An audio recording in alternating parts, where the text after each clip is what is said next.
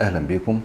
استكمالا لموضوع الكشف المبكر لاورام الثدي، احنا طبعا اتكلمنا في اللقاء السابق على السيلف اكزامينيشن او ان السيده تفحص نفسها بعد انتهاء البيريود. طيب لقينا كلكيع حسنها، ايه الخطوه الثانيه؟ هل الموضوع يقلق؟ هل لازم بانيك اتاك، قلق ورعب؟ مش كل كلكيع بنحسها دي معناها اورام، ممكن تكون تغيرات هرمونيه، تليفات في انسجه الثدي. النصيحه اللي بنصح بيها السيده ان هي تتجه لاقرب طبيب لاجراء الفحص الطبي عليها. نبدا بعمل اشعه موجات صوتيه على الثديين، ثم بعد ذلك ان احنا ممكن نطلب اشعه ماموجرام. اشعه ماموجرام هي تكنيك معين للثدي بيبين حجم الكلكعه اللي موجوده وهل فيها تكلس ولا لا. بعد كده لو حاجه لا قدر الله ممكن نلجا لاخذ عينه منها، او ان احنا نعمل اشعه رنين على الثديين خاصه اذا كان حجم الثدي كبير. طيب خدنا عينه وطلعت حميده، هل انا قلقانه؟ لا، مفيش قلق ولا حاجه، ممكن تكون تغيرات هرمونيه هي السبب. احنا محتاجين نتابع ونعمل فحص ذاتي ونعلم بناتنا ازاي يعملوا الفحص الذاتي، وربنا يشفي كل مريض يا رب